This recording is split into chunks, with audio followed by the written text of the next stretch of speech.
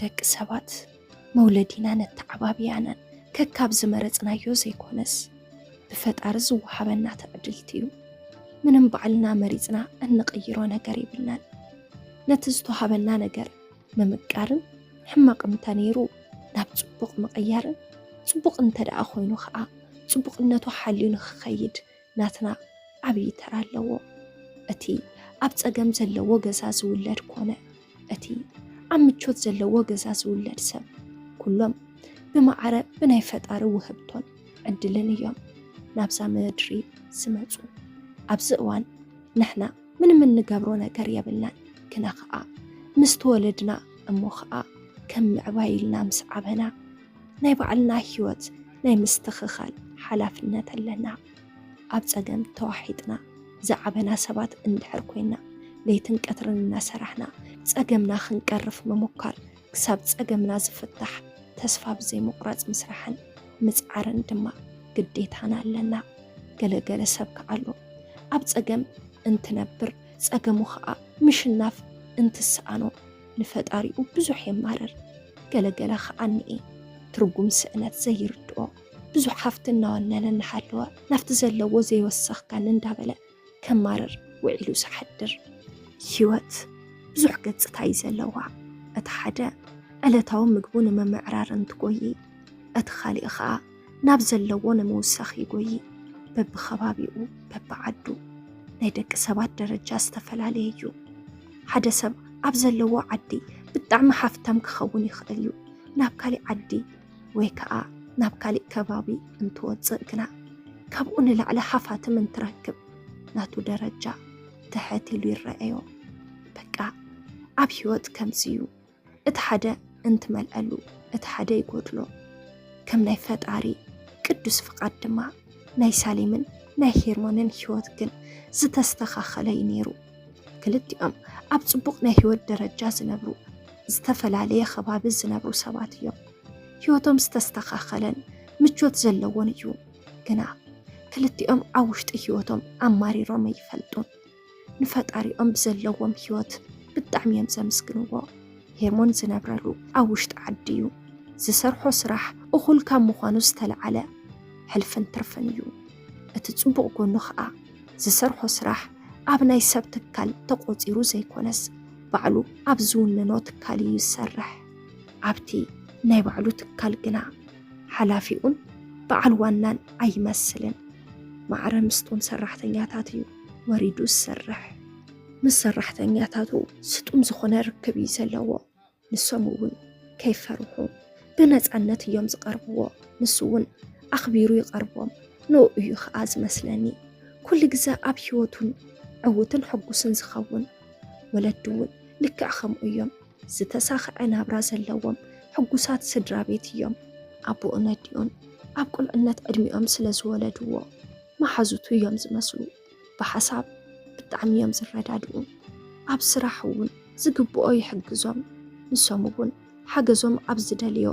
ይሕግዝዎ እዮም ሙሉእ ጊዜኡ ኣብ ስርሑ ገይሩ ህይወቱ ካብ ዘለዎ ናብ ዝሓሸ ንኸሰጋግር ይጽዕር ኣብዚ ኩሉ ግን ኣማሪሮ ይፈልጥን መዓልታዊ ብዘለዎ ነገር ንፈጣሪኡ እናመስገነ ይነብር ከምኡ ስለ ዝገብር ከዓ ዝበዛሕ ግዜ ዕውት ይኸውን ሳሊም እውን ልክዕ ከም ሄርሞን እያ ኩሉ ግዜ ኣመስጋኒት እያ ኣብ ስርሓ ብጣዕሚ እያ ንቕሕትን ፈጣንን ዘስርሕዋ ኣካል ብጣዕሚ እዮም ዝፈትዋ ሓደ ግዜ ካፍቲ ሰሪሓ ዝኽፈላ ደሞዝ ንላዕሊ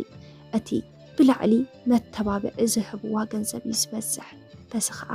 ዝበዝሕ ግዜ ህይወታ ደስ ዝብልን ስሙርን እዩ ምስቶም ዘስርሕዋ ሰባት ጽቡቕ ዝኾነ ምቅርራብ ስለ ዝነበራ ነፃነታ ሙሉእ እዩ ነይሩ ምስ ሄርሞን ካብ ዘፈላለዮም ዓበይቲ ነገራት እቲ ሓደን ቀንድን ክልቲኦም ኣብ ዝተፈላለየ ዓዲ ምንባሮም እዩ ዓዲ ጥራሕ ዘይኮነስ ዝፈላለዮም ሃገር እውን እዩ ንሳ ኣብ ውሽጢ ዓዲ ኣይኮነትን ዘላ ንሱ ግን ኣብ ውሽጢ ዓዲ እዩ ንሳ ኣብ ካናዳ እያ ትነብር ብቁልዕነታ እናሓለወት እያ ሓትናኣ ናብ ካናዳ ወሲዳታ ዳርጋ ሙሉእ ዕድሚኣ ኣብኡ እያ ሓሊፋቶ ግን እቲ ሓትናኣ መስተውዐሊት ስለ ዝነበረት ኩሉ ግዜ ኣብ 2 ዓመት ሓደ ግዜ ወይ ድማ 2 ግዜ ናብ ዓዳን ናምፀት ኩሉ ነገር ተሪያ ተምሕራ ዓድታታ ከዓ ጽቡቕ ጌራ ተጎብንያ በዚ ኸዓ ኩሉ ናይ ዓዳ ዘበለ ብደንብ እናፈለጠትን እናተመሓረትን እያ ዓብያ ዓባይ ኮይና ስራሕ ምስ ጀመረት እውን ጽቡቕ ኣነባብራ ይነይሩዋ ኣብ ስራሓ ብዙሕ ዕረፍቲ ነይሩዋ ስራሕ ትውዕል እሞ ተመሊሳ ናብ ገዝኣ ተኣቱ በዚ ኸዓ ምስ ስድራኣ እትራኸበሉ ግዜ ብዙሕ እዩ ምስ ማሓዙታ ወፅያ ትዘናግዐሉ ሰዓታት እውን ኣለዋ ምንም ከይተጨነቐት ነፃ ኮይና ደስ ዝበላ ዓይነት መነባብሮ ዕውት ዝኾነ ህይወት ትመርሕ መብዛሕትኡ ግዜ ብፍላይ ከዓ ምስ ደቂ ሰባት ዝያዳ ብጣዕሚ እያ ትቀራረብ ሳሌም ብጣዕሚ ምልክዕቲ እያ ጽባቐኣ ካብ ርሑቕ ርኢኻያ መንገዲ ኸያ ተስሕት ብዙሕ ሰብ ከዓ ንቐርባ ይፅዕር እንተንሳ ግና ምንም ተድህበሉ ስለ ዘይነበረት ንማንም ወዲ ተባዕታይ ገጽ ሂባቶ ይትፈልጥን ናብ ስርሓ ትጎይ እምበር ብዛዕባ ፍቕሪ ተድህበሉ ኣይነበረትን ማሓዛ ዘይተርፍ እውን ወዲ ዓዳ ክትሕዝ ከም እትደልያ እትሓስብ እምበር ነቶም ካናዳ ክትቀርቦም ኣይትደልን ግን ካብቶም ደቂ ዓዳ እውን ሕቶ ይቐርበላን ማለት ኣይኮነን ኣብቲ ዓዲ ካብ ዘለዉ ኾነ ብፌስቡክ ካብ ዝፋለጥዋ ደቂ ዓዳ ብዙሕ ናይ ፍቕሪ ሕቶ ይቐርበላዩ እንተሳሊም ግና ወይከ ንዓኣ ዝመስላ ሰብ ክትረክብ ስለ ዘይከኣለት ንማንም ኣይትቐበልን ሄርሞን መጀመርታ ቅድሚ ኩሉ ንዕላማታቱ ንምስኻዕ ይፅዕር ስለ ዝነበረ ንፍቕሬ ንኻሊኤ ግዜ ነበሮን ንግሆ ካብ ገዝኡ ይወፅእ ዓማስዮ ከዓ ናብ ገዝኡ ይምለስ ናብ ገዝኡ ኣብ ዝምለሰሉ ሰዓት ይደኽሞ ስለ ዝነበረ ስልኩ ዓፂ ይድቅስ በዚ ከዓ ብዙሕ ምስ ናይ ደገ ሰባት ናይ ምርኻብ ዕድሉ ዝተሓተ ስለ ዝነበረ ንፍቕሪ ግዜ ይረኸበን ነይሩ ኣብ ስርሑ ኮፍ ኢሉ ኣብ ዝረኸባ ትርፊ ሰዓት ፌስቡክ መሳሊ እንትጥቀም ብዙሓት ኣዋልድ ይሪኦ እየን የዕልልኦ ድማ እንተንሱ ግን ኣይምልሰለንን ክልቲኦም ኣብ ከምዚ ዓይነት ናይ ህይወት መነባብሮ እናሓለዉ እዮም ተፋሊጦም ዝተፋለጡሉ መንገዲ እውን ከዓ ብፌስቡክ እዩ ነይሩ እቲ ዝገርም ነገር እውን ቀዲማ ንሳያ ንምሕዝነት ሓቲታቶ ሄርሞን እውን ከዓ ንመጀመርታ ግዜ ነታ ፍሬንድ ሪኮስት ዝሰደደትሉ ጓል ኣንስተይቲ ንምሕዝነት ተቐቢልዋ ናብ ፕሮፋይላ ኣትዩ እንትዕዘብ ስለ ዝፈተዋ እዩ ተቐቢልዋ እንተ እቲ ወግዒ ግን ባዕሉ ጀሚሩላ ኣብ ፕሮፋይሉ ሓንቲ ፎቶ ጥራሓላ ንሳ እውን ከም መዓንጥኡ ንላዕልያ እቲ ናይ መፋለጢ ወግዕታት ምስዕለሉ ናይ ህይወቶም ስለ ባዕሎም ክዕልሉ ይጅምሩ ካብ ዝሓሰብዎ ንላዕሊ ኣብ ሓፂር ግዜ ውሽጢ እዮም ብደንቢ ተቐራሪቦም ክልቲኦም ምዕላል ስራሕ ናይሎም እዮም ሂዞምዎ ሓደ ኣካል ናብ ስርሖም ብምቁፃር ኣብ ትርፊ ጊዜኦም ካሊእ ስራሕ ገዲፎም ይዕልሉ ብደንቢ ምስ ተራኸቡ ስልኪ ተቀያይሮም ብስልኪ ክዕልሉ እውን ይጅምሩ ብናይ ክልቲኦም ርክብ ብጣዕሚ እዮም ተሓጊሶም ብሓሳቦም ትኽክለኛ ሰብ ከም ዝረኸቡ ነንባዕሎም ንርእሶም እመንዎ ኣብ ሓፂር ግዜ ውሽጢ ብጣዕሚ ተቀራሪቦም ከዓ ፍቕራዊ ርክብ ጀሚሮም ፍቁራት ኮኑ በዚ ነገር ክልቲኦም ብጣዕሚ እዮም ሕጉሳት ነይሮም ኣብ መዓልቲ ውሽጢ 2 ወይ 3 ግዜ ይደዋወሉ ሙሉእ መዓልቲ ይፀሓሓፉ በቃ በኣካል ከም ዘለዉ ክሳብ ዝመስሎም ኣይረሓሓቁን ካብ መዓልቲ ናብ መዓልቲ ርክቦም እናጠንከረ ፍቕሮም ካብ ዝነበሩ ዝያዳ እናወሰኸ ይኸይድ ፈጣሪ ንክልቲኦም ብሓደ ኸንብር ደልዩ በይኖም ከም ዘጽንሖም ናይ ክልቲኦም እምነት ነይሩ ናይ ሳሊም እንዳወለዳን ናይ ሄርሞን ዓድን ዝተፈላለየ እዩ ነይሩ እንተወሓደ ናይ 200 ኪሎ ሜትር ርሕቀት ኣለዎ ልዕሊኡ እውን ክኸውን ይኽእል እዩ እዚ ነገር ንኦም ኣይንታዮምን እንተንሱ መኪንኡ ገይሩ ናብቲ ዘለትሉ ዓዲ ምኻድ ኣይጽግሞን ንሳ እውን ናብ ኢትዮጵያ እንተደኣ ኣትያ ናይ ወለዳ መኪና ጌራ ናብቲ ንሱ ዘለሉ ዓዲ ክትኸይድ ኣይጽግመላን ከምዚ ኢሎም ብጽቡቕ ፍቕራዊ ርክብ ኮይኖም ህይወቶም እናመርሑን ትጸንሑ ኣብ መንጎ ዝኾነ ነገር ኣጋጠመ እዚ ዘጋጠመ ነገር እውን ኣብ ሄርሞን እዩ ነይሩ